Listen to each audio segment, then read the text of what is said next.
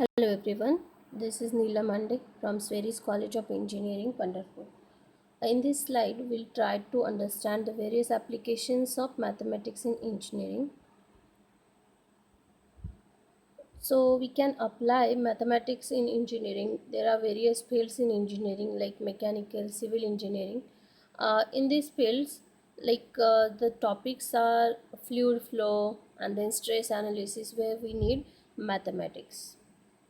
Next is sports and exercise engineering or biomedical engineering. There is also a need of mathematics in the topics like signal processing and analysis, power meters, heart rate monitors, etc.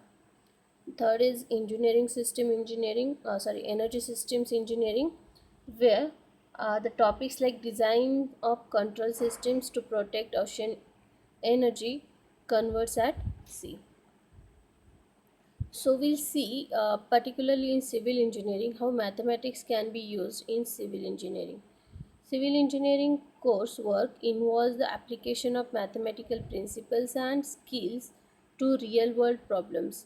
Classes such as structural analysis examine structure like trusses, beams, and frames, and concepts like virtual work, energy methods, and influence lines.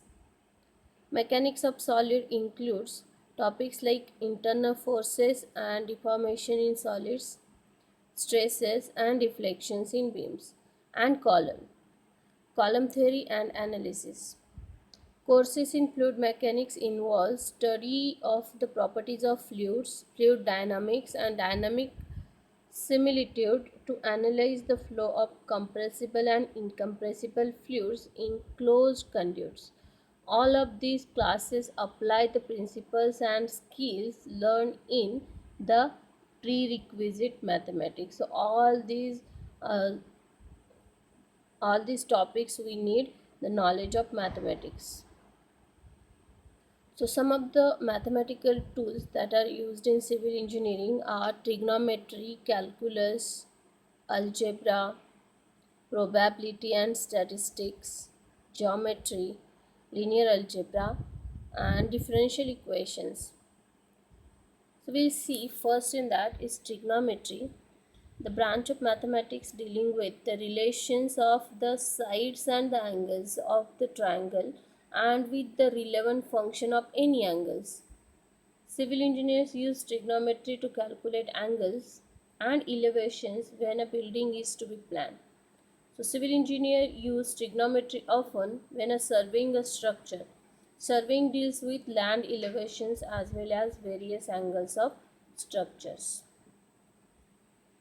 Next is topic we need for civil engineering is geometry from the mathematics. So geometry of all the engineering disciplines, civil engineering uses geometry the most. Geometry means to measure the earth, and clearly civil engineers involved in surveying are doing precisely that. More generally, geometry involves the analysis of shapes and the relationships among them. Civil engineers must know how to design and assemble shapes to construct buildings, dams, bridges, tunnels, highways, systems, etc. The geometry of those shapes determines their functionality. For the shapes used, a civil engineer must understand and know how to compute such quantities as lengths, areas, volumes, centroids, moments of inertia, and curvatures, and must be able to determine the spatial relationship among these shapes. Advanced softwares breaks up objects into elemental species. For example, triangles, pyramids, cubes, to determine the stresses and strains within them. Descriptive geometry is also a part of mathematics. So descriptive geometry helps civil engineers visualize structures and objects and engage in their design and analysis. Fractal geometry, this is the newest branch of geometry, is used by civil engineers to analyze such entities as the friction between objects, the clumping of materials, and the porosity of soils, all of which involve geometric patterns that repeat on an ever decreasing scale. Next topic we need is probability and statistics. Measuring and analyzing risk is the key skill in engineering, and most civil engineering programs require students take courses in probability and statistics to develop the skills and knowledge to quantify risk and safety in their designs. Courses in statistics covers topics like frequency interpretations of probability, probability theory, discrete probability and combinatory, distribution and density of functions, and sampling theory.